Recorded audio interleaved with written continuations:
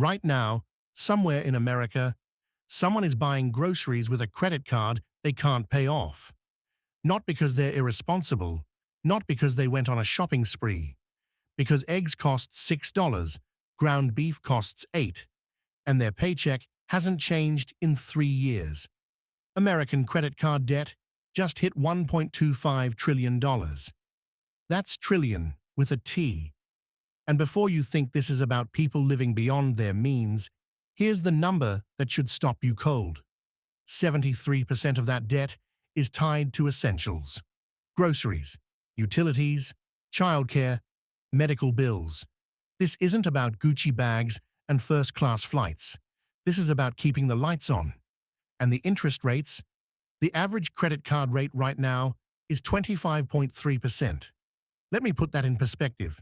If you owe $5,000 on a credit card and you're making minimum payments, you'll pay over $7,800 in interest alone. You'll be paying for those groceries for the next 18 years.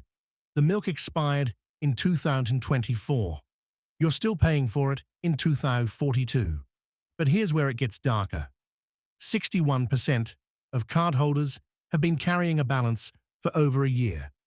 That's up from 53% just 2 years ago.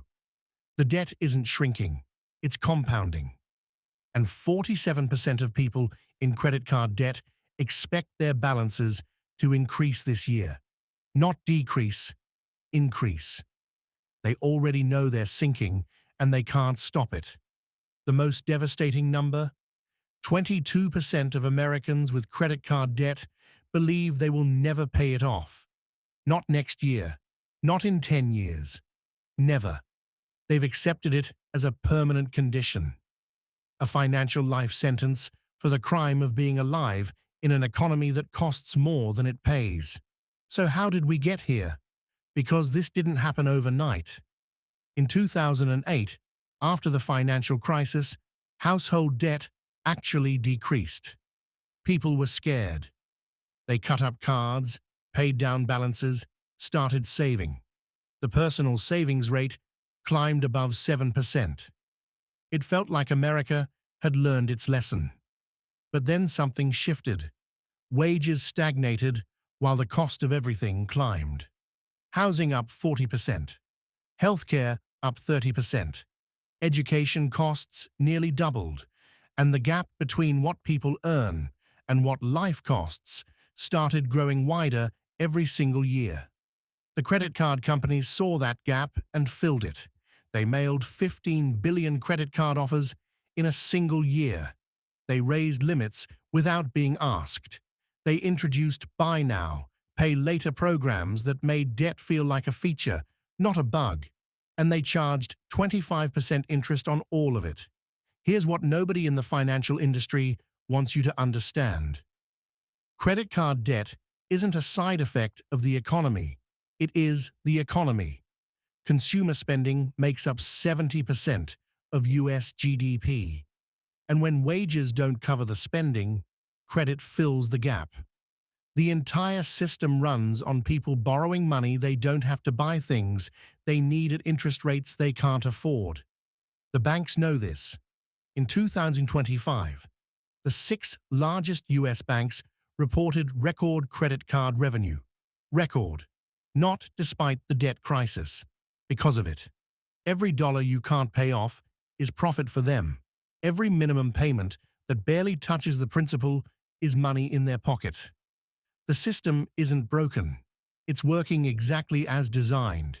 You're just not the one it's designed to work for. And what happens when 12% of credit card debt is 90 days or more past due? When delinquencies hit levels we haven't seen since 2008. When the people who can't pay finally stop paying altogether. We've seen this movie before. In 2008, it was mortgages. People couldn't pay, the defaults cascaded, and the entire financial system nearly collapsed. Today, it's credit cards. The scale is different, but the mechanics are identical. Too much debt, too little income, and a system that profits from the gap between them.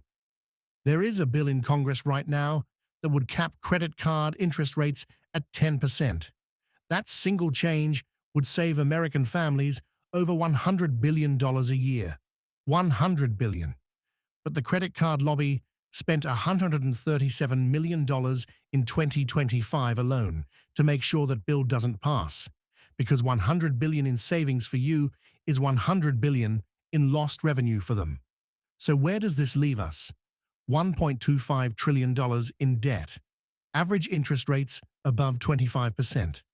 More than 1 in 5 Americans convinced they'll never be free of it. And a system that has no incentive whatsoever to fix the problem, because the problem is the product. The question isn't whether this is sustainable. It's not.